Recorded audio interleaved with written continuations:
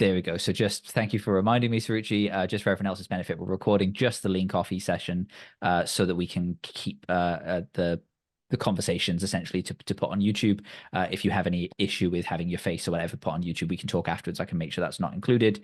And then we will not be recording the actual conversational stuff later where we do the activities and exercises.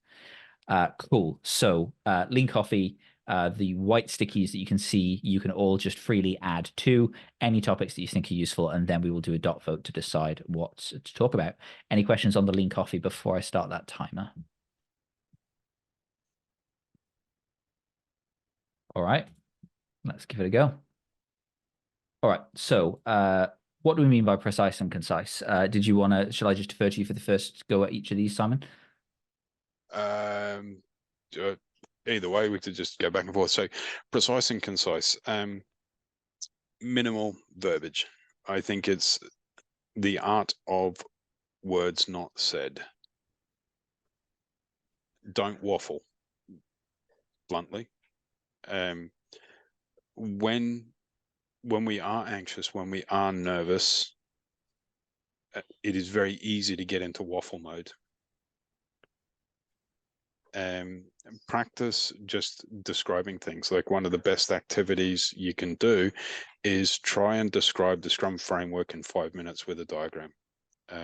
Anybody who I'm mentoring, encouraging to be an Agile coach, Scrum Master, definitely on the PST track, if you can't describe Scrum in 5, 10, and 20 minutes at varying levels of detail, you don't know it well enough. Mm-hmm. And if you cannot tell me, like almost like flashcards, what is each event for? What is each artifact for? How does that commitment support the artifact? What is the core accountability? You don't know it well enough. And no, Oscar is quite right. Oscar was required some coaching, and can be quite brutal as a coach. Because I think at times warm and fluffy feedback doesn't help people realize how badly they suck. And so I used to time box stuff. Just go, right, you got a minute, go. And they still talk at the minutes. Like, oh, I'm not listening now. You've had your minute. But I'm still talking. I'm like, yes, that's the problem. You need to stop talking inside the minute. So precise and concise, hitting the exact point with the words. Now, it's really important on this. This is not a test. I think just looking at names, we've got a number of people. Some people on this call, I'm guessing, can speak 4 languages or so, maybe 5. I'm flat out speaking English. This is not an English exam. It is written long answer format. Use bullet points. So we're not trying, the Scrum.org aren't trying to test whether you can conjugate and use, I'm trying to learn another language, and finding out about transitive verbs and all that sort of stuff blows my mind. But being able to just articulate your thoughts succinctly and clearly using the exact language of the Scrum Guide. That's precise and concise. So, for example, the daily Scrum is an opportunity for the developers to inspect and adapt progress towards the sprint goal. Done. That's all you need. Anything else is then filling out. Does that example clarify what I mean? Any questions on that? Or so one thing I might just quickly add to that, if you don't mind, Simon, is because I also failed on my first PSM3 attempt, right? So learned a little bit about what not to do. One of the main things to be careful of is your abbreviations. So it's totally fine to use PG instead of PB instead of product backlog, or SG instead of sprint goal. What you should not do is abbreviate product backlog to just backlog, because that would be imprecise, right? And I think that's one of the really key things about precise and concise, is never in the interest of time, never give up clarity of exactly what you're referring to in the Scrum Guide. And to Simon's point about using the language, so as long as you're precise in that regard, then finding ways to cut down on kind of needless extra words is going to be great. Also, you got to type it now. I don't think you're allowed to copy and paste in anymore Yeah, they because, actually physically disabled that. well, they had to, right? Because people were copying and pasting out of, books. Mm. And, what was it, about 10 minutes before somebody went, hey, how to pass PSM3 using ChatGPT. So you can't copy and paste anymore, because if you've known someone that's been through it, and you could be trained on it. So if you do use it, if you define in your first answer that PB equals product backlog, I think it's fairly safe to assume that exists for the rest of the exam. Carsten. Thanks. You mentioned when you said precise, and I forgot the second word. You said daily Scrum is about this and that. My question is, how much is PSM3 about citing the Scrum Guide? It's not about citing the Scrum Guide. It is being exactly aligned to the Scrum Guide. The PSM3 is the most advanced Scrum Master assessment that Scrum.org offers. Like the whole PST pathway's changed completely. It used to be an accountability-based pathway to become a PST. So you'd either come in as a developer, a product owner, or a Scrum Master and work your way up. So the purpose of the PSM3 is an opportunity for you to demonstrate your deep understanding of the Scrum framework and how to apply it in certain situations. So if you don't use the exact language of the Scrum Guide or the intent, the purpose of every event, you won't pass. Very simple. And consistent referencing inaccurate language, you'll just lose marks. Nice. So that was our little 5-minute timer. I've just put 5 minutes for the first question. Are there any other questions? Do we want another couple of minutes on that? Do anyone want to add to what we've talked about so far?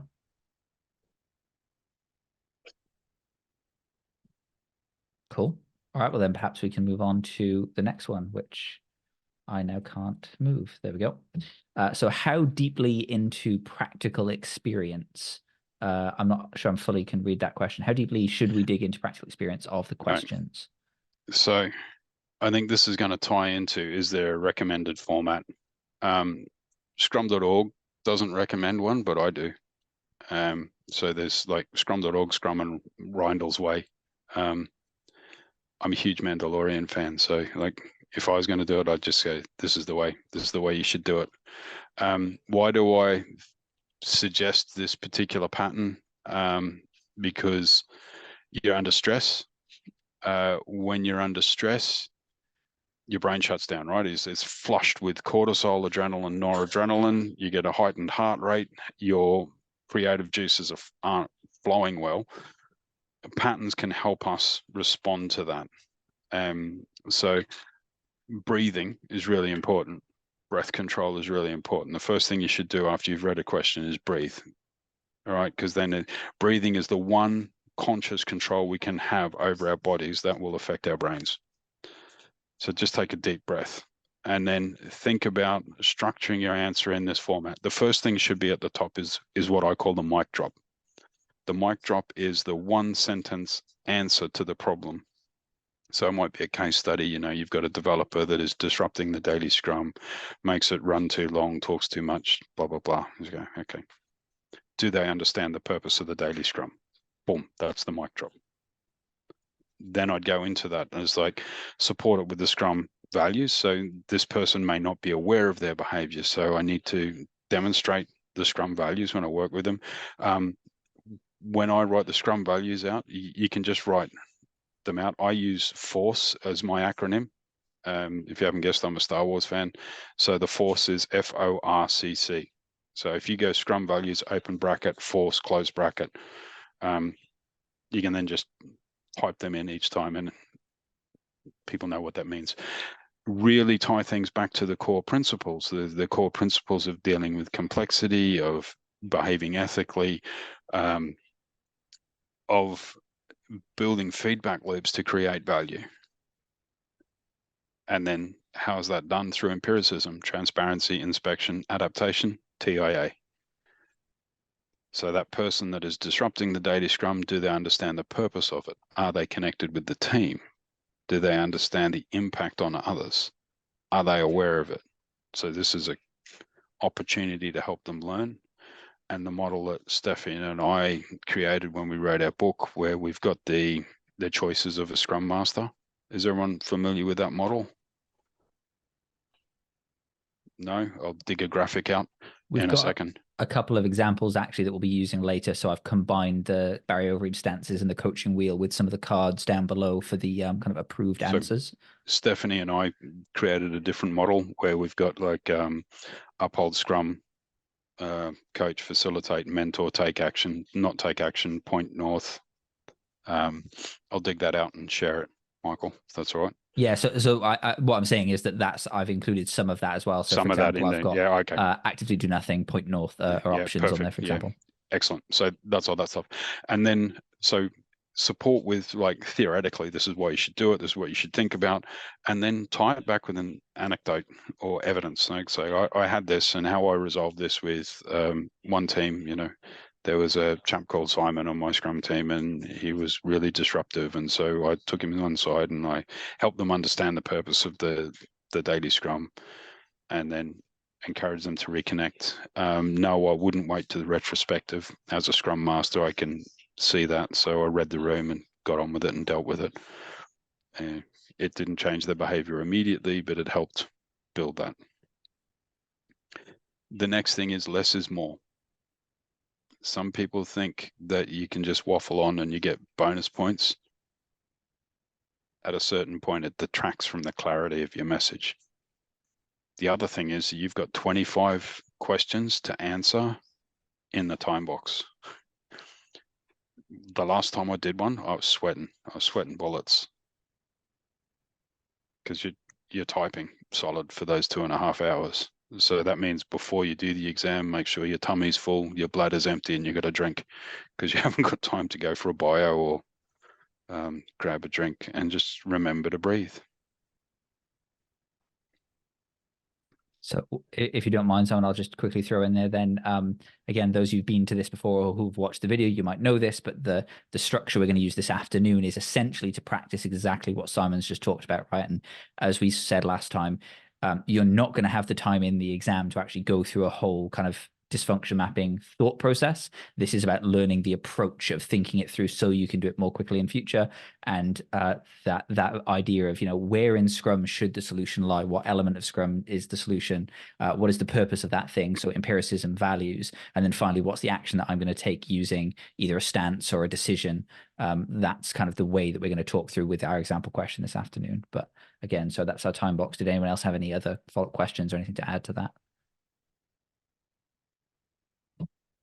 I just add quickly, I put it in the chat as well, but one of the most common issues I hear when I'm training or I'm talking to other people trying to go on the double speed journey is the biggest problem they face is running out of time. Why I added a thing about precise and concise, and why that format is so useful. And that's the format that Simon mentored me in and that I use for my past line. And even then, I finished with 14 seconds. That did not include being able to go back and check my answers, by the way. So it's intense. So can I just take a little bit longer to say, how do you use this for real, not just passing an exam? Yeah. This is your question format as well. So when you're training, coaching, working with people, this is the same format I use when I'm working with a team or in a classroom. And when I was mentoring Oscar, I drilled him in it. So the very first step, like, how do you turn it from an exam technique into working with people technique? The first thing that goes at the top is clarify the question. So actively listening, paraphrase the question back to the person that you asked it. So I understand you've got a person who's not using the time well in the daily Scrum. Yes, that's right. Or clarify it. So have a brief conversation to clarify it. Pause, breathe, mic drop, Scrum guide, anecdote. And then, does that answer your question? And so then you've got one heuristic that you have to remember and you just use it all the time. And so it just becomes a standard pattern. It means that you're maintaining your connection to the theoretical data, as well as tying it back to experience and demonstrating your empathy, and supporting people, because it's not always coaching. Sometimes it's a direct consult. It's like, hey, my daily scrum overruns. Did I just hear you say your daily scrum takes longer than 15 minutes? Yes, you're not doing scrum. The daily scrum is 15 minutes time boxed. You're exercising a lack of process discipline. What's going on? I experienced this when people would waffle and would try and do the work, not talk about doing the work. Does that answer your question? They're like, oh. And sometimes people need a punch in the head just to wake them up and realize they're misbehaving. I'm very different to a lot of agile coaches. That's why we love you, Simon. Nice. Thank you. And so I guess just again to reiterate, this is exactly what the dysfunction mapping process is about, right? So that's what we're going to get to later. It's about walking through in a very deliberate way how you go through those steps that Simon just mentioned. So we'll definitely get to that in more detail. Cool. So does that answer that question? Do we have anything else we'd like to add to that one? And then I suppose that the next question was going to be, is there a recommended format? I think we've covered that as well, haven't we? Is that fair to say? Is everyone happy with that? Cool. So in that case, the next one we've got there, it says Simon's specific tips to pass the PSM3 that are not included in the Scrum Masters. So I'm not sure if this is related to, in the previous session, we talked about Simon Neefsey's practice exam and questions that we talked about there. So different Simon to even the two Simons that we've got here today, but still the question is valid. Yeah. Anything you'd like to add there, Simon? Oh, you obviously should buy a copy of my book and read that, obviously, where he hasn't included that. Is it okay to share materials with this group, Michael? Yeah, absolutely. So let me just dig into it. So how I personally prepare for assessments is I create a one-page summary of whatever it is I'm doing the exam on. Just digging out. So I'm just looking away as I'm looking on another screen to get it. So if I just drop it on the Miro, you should all be able to get a copy of that in the follow-up questions. I've just dropped my summary sheet. So I got a graphic designer play with it. I draw the Scrum diagram in a very specific way because of the way my brain works. And I visualize Scrum as the time boxes. So if you open up that PDF, you should be able to download it. I personally print that out. I like having the printout next to me. Why? Because screen real estate runs out. It is an open book exam.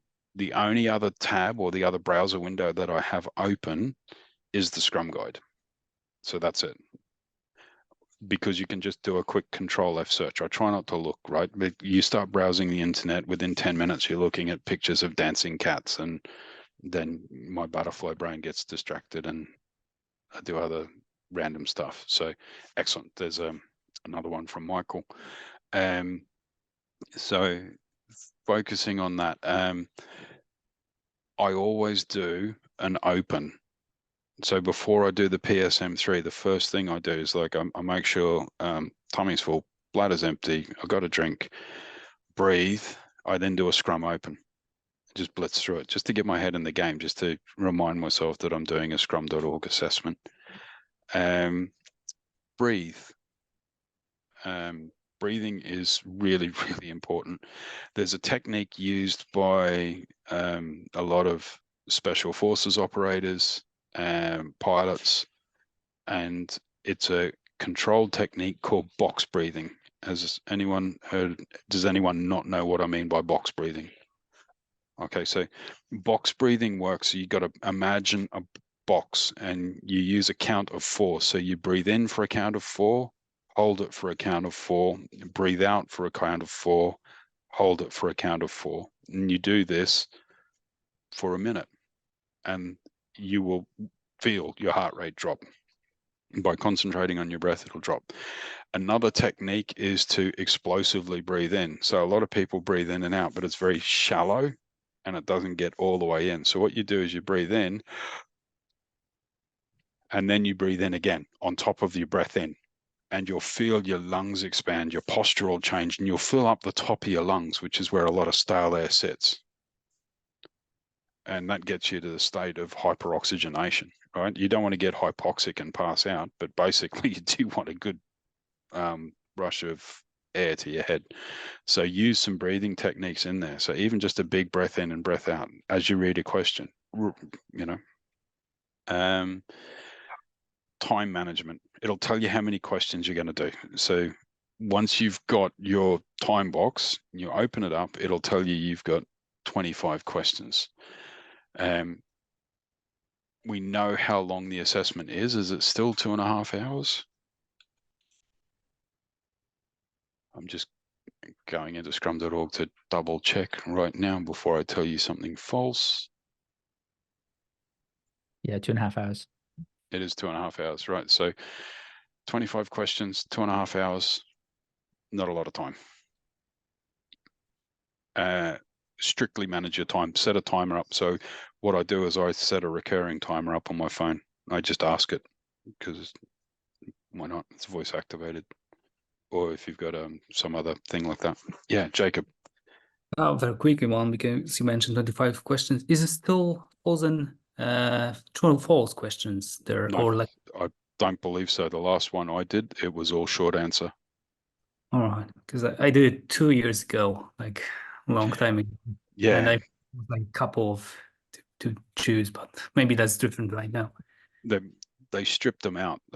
My understanding is that most people who are doing the PSM3 have done a PSM1, PSM2. So to try and get a better understanding, they made the time box longer, because it used to be 2 hours. They've opened it up to 2.5 hours, and they've taken away the multiple choice short answer ones. We've still got questions, so should we just set another time box? Is that okay, Mike? Yeah, call it step.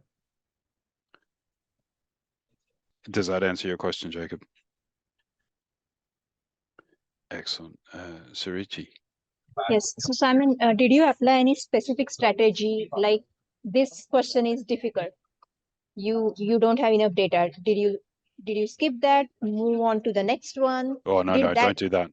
All your questions will be difficult. All your questions will have insufficient data.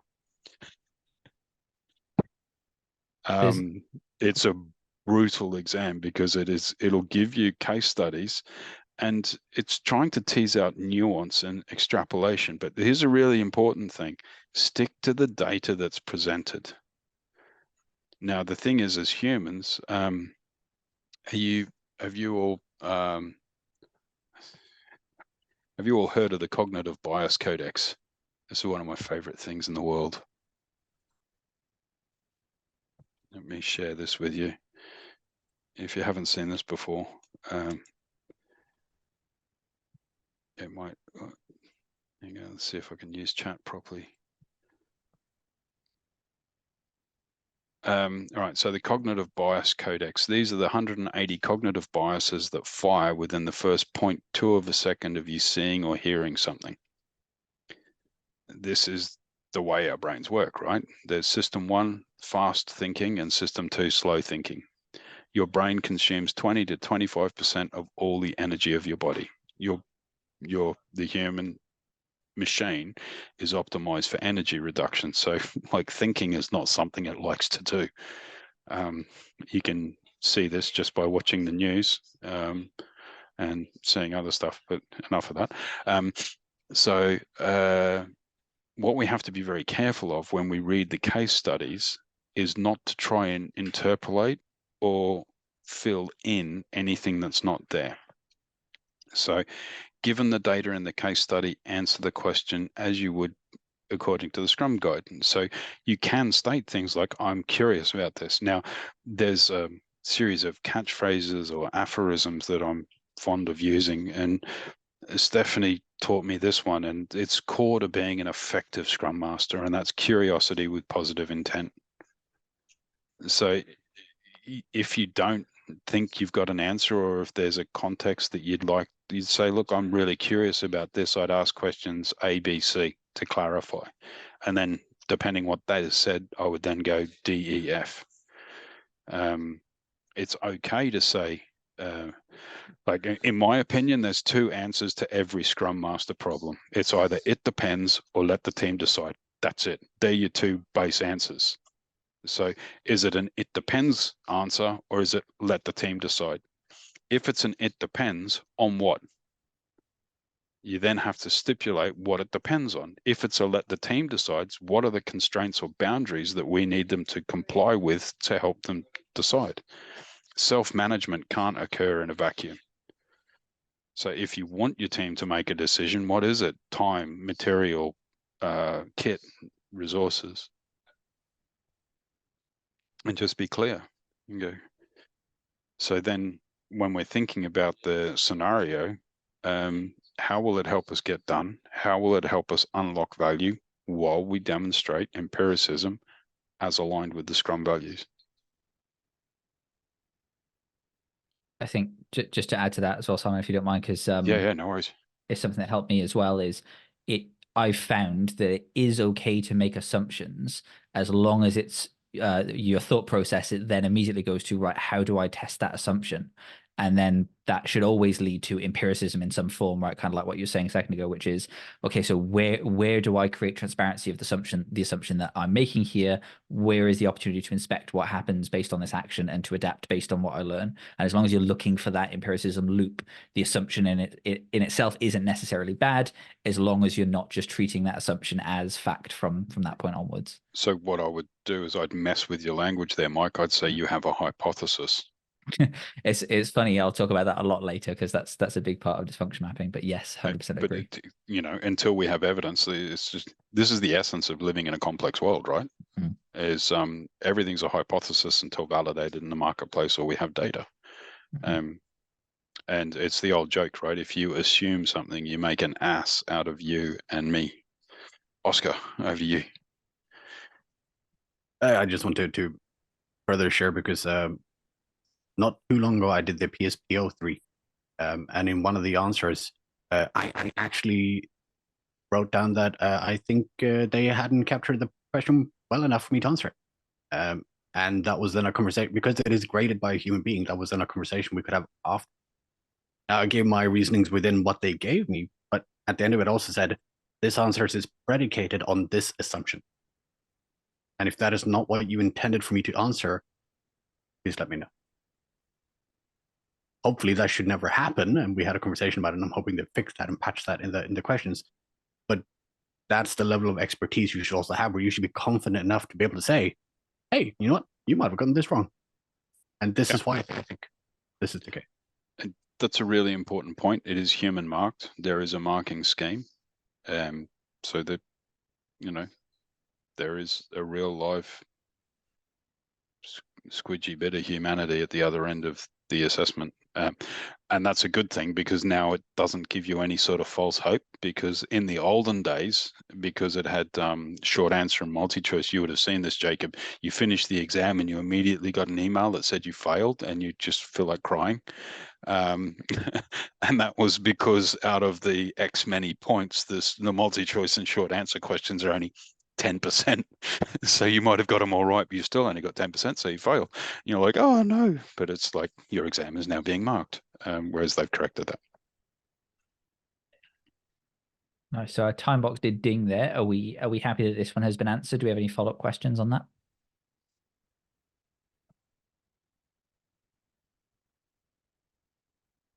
Cool. All right. So should we move on to the next one? What/how does a product owner maximize the value of the product? Different stance before the sprint and after delivery of an increment. All right. If we want is anyone able to elaborate on that maybe before we dive into answering it? Well, that's my question, and that's for me the hardest part in the guide to wrap my head around, Right. because it's about a product owner, not about a Scrum Master. So, what does he do?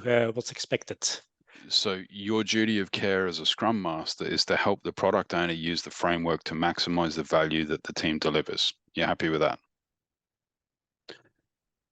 The product owner is the only way a product owner can validate whether value has been achieved is by getting the product to the customer. That means there needs to be a clear definition of done. The team need to deliver the product to the definition of done. And the product owner actually has to measure the impact of releasing to the customer. Your duty of care as a Scrum Master is to get them to articulate things as a hypothesis, to help support the team in creating clear goals and a pathway, make sure they get to done, and help the product owner measure the impact of a release. All right. Well, thanks for that. The measuring part, that's a new insight for me. I'll take that with me. So this is where I strongly recommend everybody should read the evidence-based management guide. You have to read the EBM guide, right? It's like, and the thing is that if we tie into it, this is the reason the commitments are first-class citizens of the Scrum Guide now. Okay, so each artifact has a supporting commitment.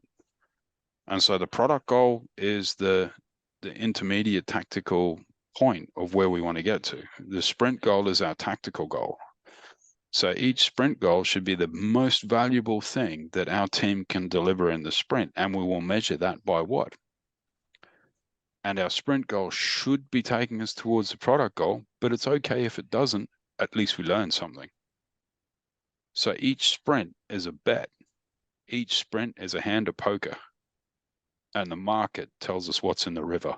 If you don't know poker, that probably didn't make sense. Does everyone understand what I mean by the gamble, right? So effectively, each Scrum team costs, like, let's call it 70,000 monies.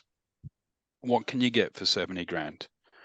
Half a parking space in London, one hell of a party, a reasonable car, not an amazing one, but a reasonable one. An amazing car, I'm thinking Murcielago or something like that. They're 250 to 500K. You might be able to service it or buy new tires for 70K. But either way, you're getting rid of it, right? So you need to then validate your bet. So your team has to get a done increment and then deploy it to the market. They need to test it. So getting stuff done and validating the perceived value can then help you make adjustments for your next sprint. So we did this, we learned that, we're now going to try this. Now, as a Scrum Master, it's your duty of care to make sure that the product goal, sprint goal, clearly articulated, definition of done, well understood, complied with, and met. And that you use the Scrum events as appropriate feedback loops to make sure you get to where you want to get to. Can I dig into that? Well, if it's go too far, just say it. Makes me think about Jeff Patton's story, where you first need the evidence before you start building. It depends, I guess. Only a Sith thinks in absolutes. I appreciate the irony that is an absolute statement. Sometimes it's a hunch, right? Now, if you're fortunate enough, you might be working in a segment or a sector where there is some evidence, there might be a perceived market need.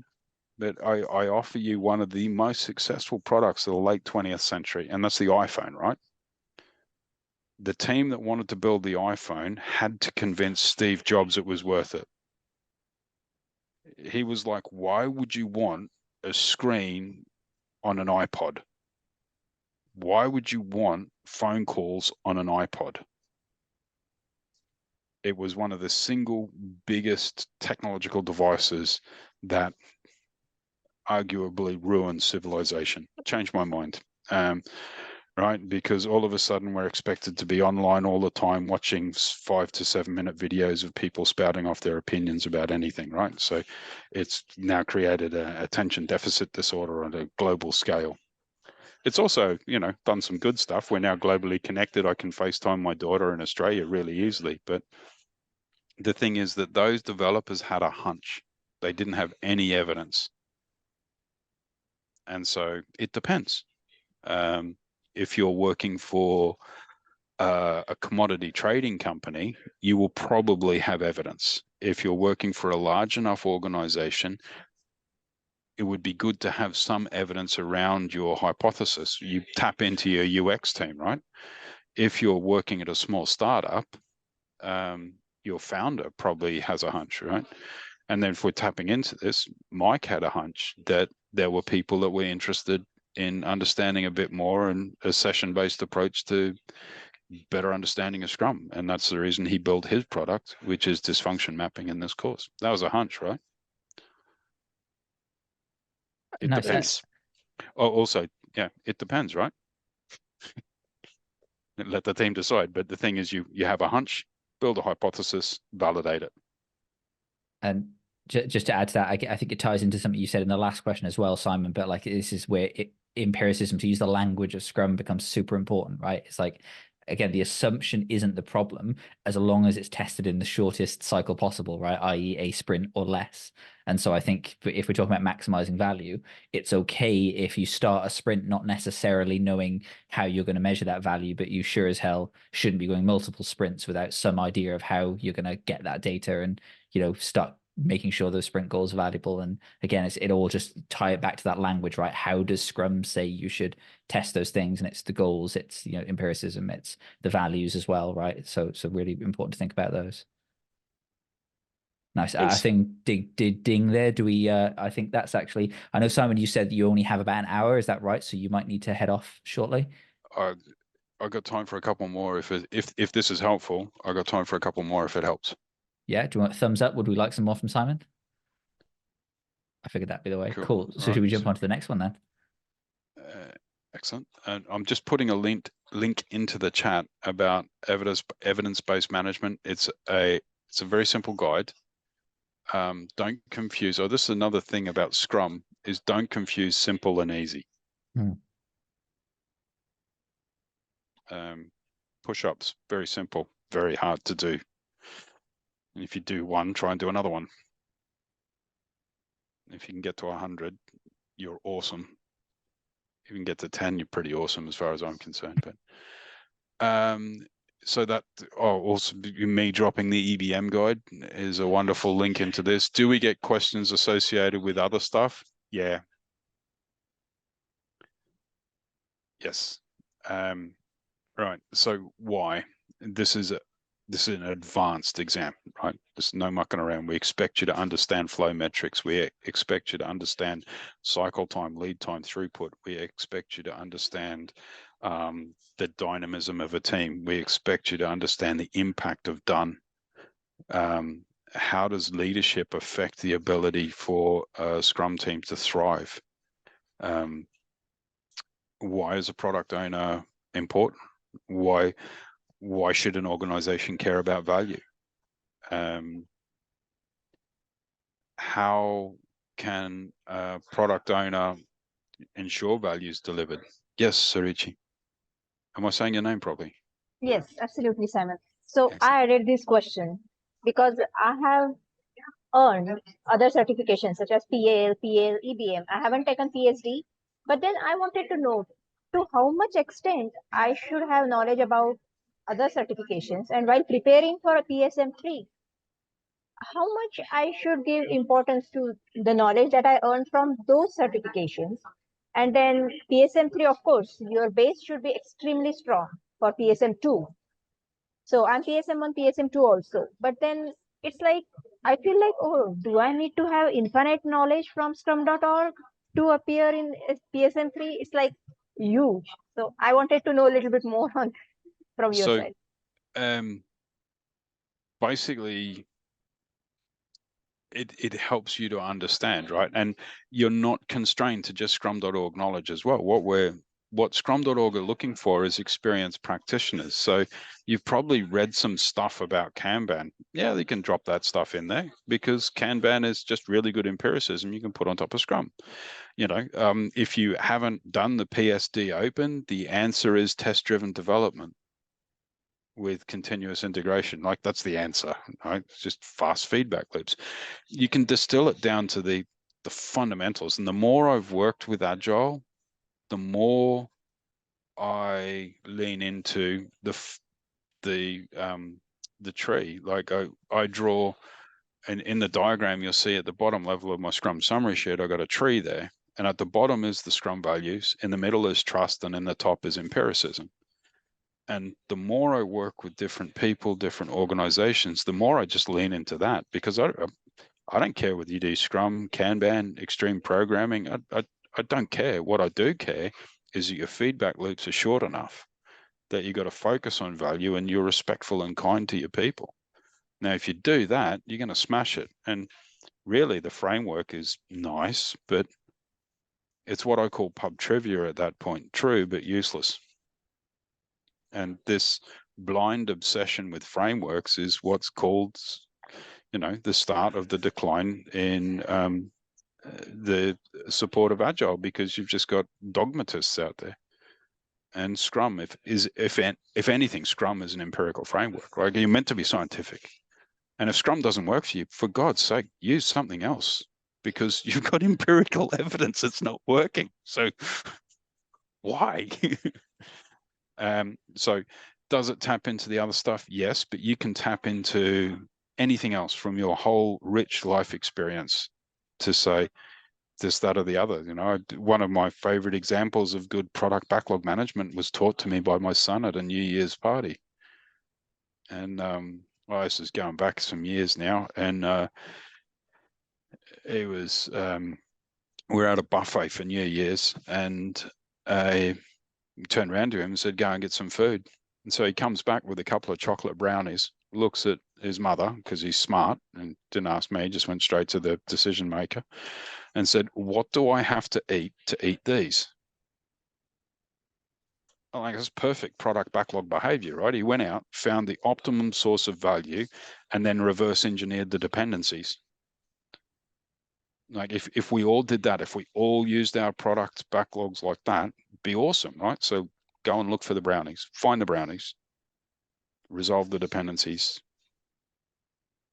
So you can drop stuff like that in as well. If it's a really good example of empirical value-driven behavior, just drop an anecdote like that in. Like, not in my Scrum team, but this is something from my life that highlights this principle.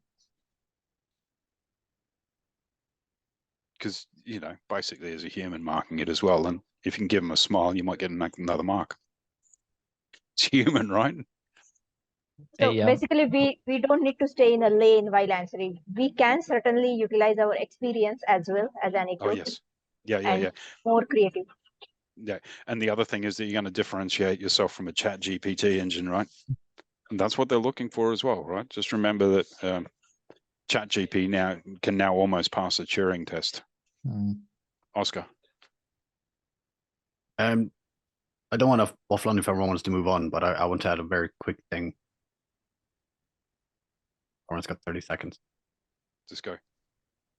All right. So what I want to say is, the PSM3, one of the big things there is you should go on all of your collected knowledge as what I would call a professional Scrum Master that has actively tried to apply professional Scrum. And if you have actively tried to apply professional Scrum, you will have learned about leadership, UX, development, evidence-based management, product ownership, because you are trying to grow and improve and support the people around you to enable value delivery and effectiveness. You can have been a Scrum Master for 10 years, but if you didn't try and actively apply and be a professional one, you probably didn't learn about that stuff. And that's one of the big differentiators. Now, the key thing here is you pulling all this knowledge and you're answering the questions from the stance of a Scrum Master, which is why the Scrum Master level 3 exam. So that's the important thing to remember. You can use the brownie example, but talk about it from the stance of, what does that mean for me as the Scrum Master answering the question? Nice. And just to add to that, Oscar, because it was something I repeated a bunch of times in the last session about there's not a single right answer, but there are definitely wrong answers, right? It's something to keep in mind, because to Simon's point, right, that there's lots of other stuff that's not, you know, directly tied to Scrum that's going to be worth drawing on, but you want to make sure you try to find a way to frame that in a way that aligns with Scrum language, Scrum values, and empiricism, right? And that's what we'll do later with the activities and dysfunction mapping, because, you know, whether the practice is a Scrum practice or not isn't super relevant, but if it supports empiricism, if it supports the Scrum values, then that's probably going to be a useful thing to talk about in the exam. So cool. Should we do another one, Simon? Again, I'm conscious that your time was an issue, but so is it okay if I just try and blitz through these last three? Yeah, clear the backlog and then call it. Is that all right with everyone? How to deal with time pressure during the exam? Breathe. Alcohol afterwards works for me as well, but try and ensure that you do the exam at a time where you've got the right headspace. Like, if you're not well rested, if you don't have the mental reserves and energies to like really intensely focus for 2.5 hours, you're setting yourself up for a world of pain, because you've just wasted $500 as well. So think about, how do you get yourself in the zone?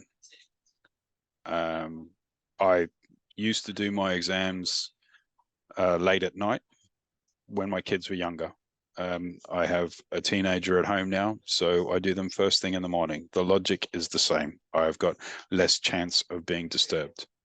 Make sure your partner, your animals, your dependents, everyone else in your household is fed, watered, and just knows to leave you alone for 3 hours. Turn your mobile off. Make sure that you've, turn off email, Slack, Teams, all that noise. Have a printout of your summary sheets. Have a quick read of the Scrum Guide. Do the open thing, breathe, then drop your assessment in and go for it. You got X many questions, X amount of time. So if we've got, what is it? We're talking 150 minutes divided by 25 questions, 6 minutes a question, right? Is my math correct? I have good news. There are only 24 questions. All right, even better. So you've now got 6.5 minutes. But yeah, do the math. Don't trust my math. And did rigorously time box. Remember to breathe. Take a sip of water from time to time. Stretch, roll your shoulders. Give yourself a little bit of thinking time. Read the question, close your eyes, breathe, read the question again, answer the question. That pause will allow your brain to solve it. The breath will let you manage the stress. That would be my suggestion. Everyone happy? Oh, any Dune fans on the call? Anyone a fan of the science fiction show Dune, or the books, if you're really old? I'm going to share something with you.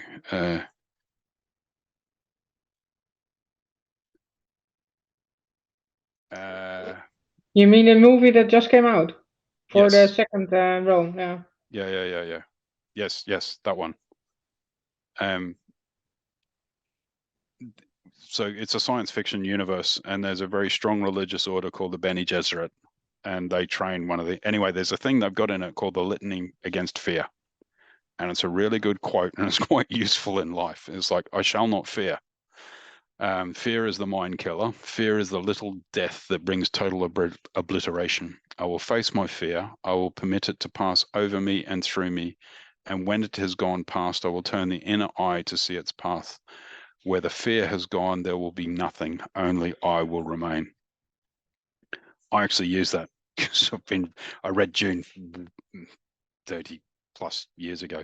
And having a little mantra or something like that, you can just say, just calm down. And by saying something that, find a phrase or something that helps calm your mind, whatever it is. tap into something that's going to calm you down, because it's stressful. So breathe, say your little mantra, get on with it. It could be something as simple as, I got this. Because you've got it. Just got to believe you got it. And if you do the assessment and you get feedback, then you learn something, and when you're ready, go again.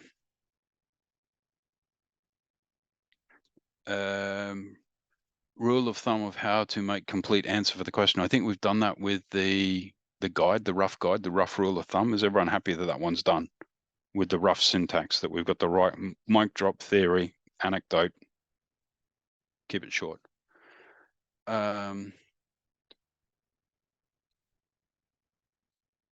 Is there a difference in the quality outcome or process between the PSM3 and the corollary of the Scrum Alliance? I'm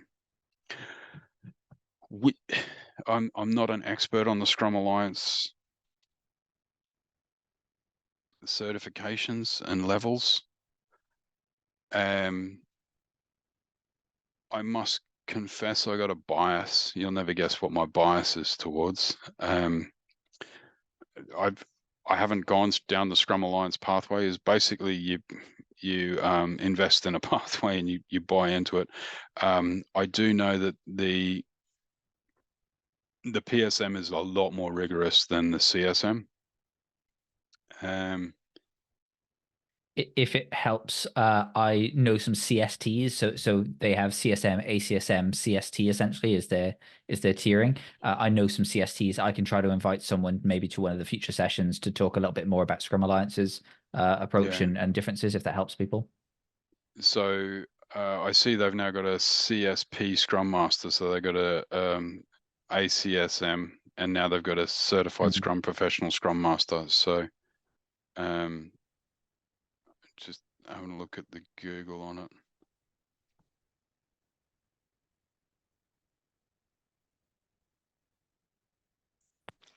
Yes, I was the one who raised the question. Yeah, I'm perfectly fine. I was just curious if Simon had any idea. I'm perfectly fine of rescinding of this question, and it was more anecdotal of what I was looking for. Yeah, so what it looks like you've got to validate your work experience. So I don't know how they do that. Now, I'm a complete mercenary, if you haven't twigged. And one of the reasons that I quite prefer the scrum.org stuff is once you've got the exam, you don't have to pay any more for it. Just from a financial perspective, I've been doing Scrum for going on 21 years. So that saved me, a few $1,000s. I probably spent more getting my PSTs and paying my license fees, but that's my job now. So Richie, did you have a question there as well? Not question. I just wanted to piggyback on what Simon said. I'm a huge fan of Scrum.org and a little bit biased towards that. But one question which is lingering in my mind is a lot of new Scrum Masters are asking me question. Shall I take CSM or PSM? Is PSM going to be valuable in a job market while hiring, or CSM? That kind of thing. Of course, I'm not on C side because I never took it. I have all P side certifications. But I wanted to know that if someone is coming to me and asking that question, I typically say that I don't have 100% idea, but as certifications on Scrum.org need not to be renewed, like no additional fees need to be paid. That is beneficial. They are more challenging. But I'm not sure about that answer. So the way I answer it is I acknowledge my bias and say, look, I'm a professional Scrum trainer. I've gone down the Scrum.org track, so I am biased. But the reason I prefer this track is the certification does not expire. It is more rigorous and objective at levels 1, 2, and 3. There's a clear feedback loop in it. They're both according to the Scrum Guide. When it comes to the training, there's some awesome CSTs, there's some awesome PSTs. A lot of it is how well you get along with the trainer. But You know, it's like Hector's done courses with Tobias Mayer, and Tobias has been doing Scrum a really long time, and he's wonderful. He's beautiful facilitator, really gets the Scrum framework. Tobias and I have a completely different way of looking at the world, and we both implement Scrum truly. And, you know, Tobias and I have, you know, I love him to bits, but there's certain times like I will work with clients that Tobias would not be comfortable working with. I couldn't see Tobias being too happy working for an arms manufacturer, whereas I have product and we need it. I don't have any problems with it. Different moral perspective, I suppose, but it's I'd answer honestly. What you can do is say, why have you chosen the Scrum.org stuff? Like, you do what you want, but the reason I chose this was because of this, that, and the other, and this is what it means to me. I find that safe, because then you're acting with, and this is an important thing, and it's going to come up in the PSM3 as well. You've acted ethically, and this is an important point. There are a number of examples in modern industry where people have acted unethically. Like currently, there's some engineers and a couple of managers from Volkswagen who are currently doing time because they fraudulently manipulated the vehicles so that when they were under test, they changed the output and the results. That's unethical. Definitely unprofessional. There will be, or potentially will be, somewhere in your 24 questions, a question about ethics. And it'll try and test it. So, you know, if there's an ethical dimension, like, is it right? Is it the right thing? Are you acting in an ethical way? And that's where, if you say your opinion, if you're declaring your interest and explaining your choice and highlighting the option, you're walking the talk, right? And that's what we do. We should be modeling these behaviors in every interaction. If we live the Scrum values and we truly embrace empiricism and aim to be objective, then I think we are helping our organizations getting better, and we're helping grow better Scrum Masters because we're modeling conscious behavior. And if that means that I need to call out the leadership because they're not playing the game, that's my job. I have fired clients because of this, by the way. I'll give you a couple of examples if you need them. But... Linda, do you have a question? Yeah, I do. Even though I try to live and breathe the way we work, how do you keep your energy up to par in relation to the resistance that you sometimes have to deal with? Great question. I nearly burnt myself out by throwing too much energy at work. And I had some big arguments with my wife, and she's like, your clients get the best of you. You know, you throw all your energy into your training and your clients, and you come home and you're just tired and horrible on the weekends. That's not very fair. What I try and do now is concentrate on being a better human. So first of all, being kind to yourself, recognizing your energy levels. What is it that gives you joy? Go and scratch that itch, whatever it is. Do some exercise, eat properly, have some fun, go and find some friends, do something crazy. So for me, this weekend is a big one. It's Super Saturday, if I'm correct. And Super Saturday is when the Six Nations is decided. So that normally involves beer and celebration.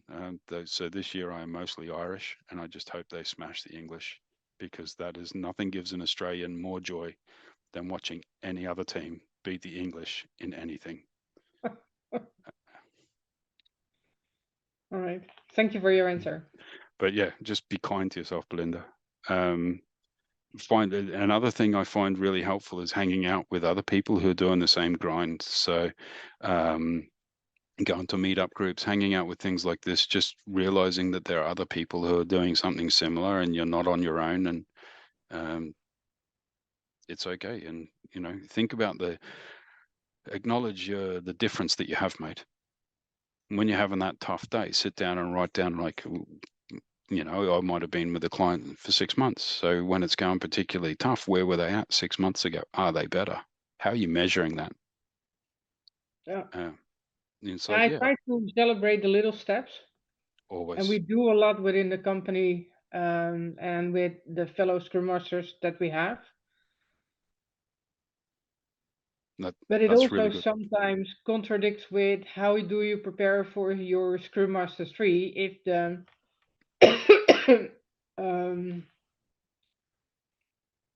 if the way that sometimes you have to work within a company is against the way that we should work, or we are expected to work, let's say. And so I'd invite you to change the way you're thinking there. Okay. What you're doing is you're working towards a better implementation of professional Scrum. That's true. All right. So it's a bit like trying to run a marathon. Like, I'll never run a marathon. I've wrecked my knee playing rugby, so I can't run anymore. But back in the days when I was running, if I wanted to run, the first thing I'd do is I'd just see if I could walk around the block. And if I could walk around the block, I'd try and walk around 2 blocks. Or what about if I walked and then ran, and then walked and ran, and walked and ran, and then build up slowly? Because if we're working in these very large organizations, we're asking for a very similar thing to a hyper athlete. We can't expect an organization that's 300, 400 years old, that's functioning on very traditional practices, to all of a sudden embrace empiricism and change in a different cultural way. It won't be sustainable. And that's the reason we see these agile transformations crash and burn, because people are expecting a radical change. And it's just like people in New Year's resolution, I'm going to get fit and healthy. And so they go to the gym so hard in that first week that they can't walk in the second, and then they don't go back to the gym again. They're better off going to the gym once, doing a light workout, and drinking 1 less beer. Great. That's a little bit better. And eventually they're going to get fitter and stronger, because it's not like you're just going to go out and smash out an amazing, 2-hour workout and, change your diet completely, because it's hard, because we're people. So just be kind to yourself, kind to your organization, and just keep pushing, gently, firmly pushing. Another June quote for I like you. to. Yeah, the slow knife goes where the bullet never will. True. Thank you for your answer. Sorry, Oscar. I love the exercise metaphor, because I use the same thing, and it's a common thing that especially the Scrum Masters face, because we tend to be the most enthusiastic and willing to do this stuff because we care about it, we're nerds about it, right? We love this stuff, which is why we're doing it. And if you try and do everything at the same time, it is like New Year's resolution. And literally last year, I blew out my knee because it turns out I'm in my 30s now. I can't do what I did in my 20s when it comes to exercise. But now imagine being a Scrum Master and getting the organization to do this. That is now you trying to convince your neighbors to start exercising and eating healthy and following you with your New Year's resolution as well. And if you're working in a large organization and you're trying to change a whole department, you're trying to get everyone on your street to do that stuff. And that's one hell of a tall order. And that's why, having others to make sure you're not crazy, but being patient and impatient, continuing to push it's going to keep you sane, and then being kind to yourself. And that's why I like this function mapping, and Michael knows that. That's why I like this function mapping a lot, because it just brings it to the surface a lot, to give an open discussion about it. And that's a key Scrum Master approach. What's the smallest thing that we can do for the lowest energy expender that's going to give us the most value? Is the juice worth the squeeze? What's the smallest thing I can do that's going to give me the maximum value? How can we nudge people to being more awesome without being a pain in their neck and them getting, oh yeah, here comes that idiot about their agile stuff again? Yes, to be honest, to be nice to people. Yeah. And just have an open conversation about it without pressure on directing them to change. Just be curious, right? No. It's Sorry. sorry. You finish your thoughts, Simon. No. This is something I disagree with a lot of people about. Is there are times as a Scrum Master you're going to be the consultant, like do it like this. Why? Because this is the way. Just suck it up, get on with it, do it like this, and it'll get better. Because the basic point is I can't coach you until you can swim, right? If you can't float and make it across the pool, I can't correct your stroke and make you a better swimmer. Right? Until my Scrum team can actually ship something in the shape of done. Yeah, and are we doing Scrum? Nowhere near. You suck so bad, you could be a vacuum cleaner. But, how about we just try and turn up every day at the same time and try and figure out how not to make a mess of things. Let's start there. Yeah. And then once you start getting done, let's try and get continuous integration, continuous delivery. Like, how can we get better? And at a certain point, you're asking them, like, you now know enough. What's the next thing you should do? Because now I can have a nuanced conversation with you because you understand what it is, what we're trying to do. Yeah, and so the thing I was just going to add there is, again, just thinking back to dysfunction mapping, which Belinda, I know you know quite well at this point. That next smallest step is what it's all about, right? And I think the joke that I sometimes make at the end of the dysfunction mapping class is we go through this whole day of learning how to come up with our action. What are we going to do as a Scrum Master? And it often feels a little bit anticlimactic. It's like, oh, what do you mean? I'm just going to have this one conversation with this one person, right? But actually, it's that point that someone's making is it's about, well, what's the next thing that I can do that's going to add a little bit more of empiricism or a little bit more focus or create a little bit more courage. And if you just do that and then learn something from it, now you've got your jumping off point for number 2, and you do that 100 times, and suddenly you're in a very, very different place. So yeah, that's a key thing, right? Change is really hard. People don't like change. And so often the most powerful thing we can do is getting people to do something that's different. And then what we've just created is a different kind of inertia. I'm a physics nerd. So I studied pure science at university, and a lot of people use the term inertia without really understanding it. Inertia is the object's resistance to changing its motion. So if we're still, inertia means it's hard to get going, which is how most people perceive it. Once an object is moving, it has inertia. It doesn't want to stop moving. And we can see the same thing happen in organizational change. Yeah, it's that Mary Poppins thing. Yeah. So yeah, if we can get a little bit of change and then it happens, then we've got a feedback loop. We can learn. Yeah. And then we can really emphasize that, this is another rant of mine, is experiments run. An experiment never fails. An experiment is learning. So my actual degree is in chemistry, and most people don't understand it. Most of the time, chemists are running experiments and disproving a hypothesis.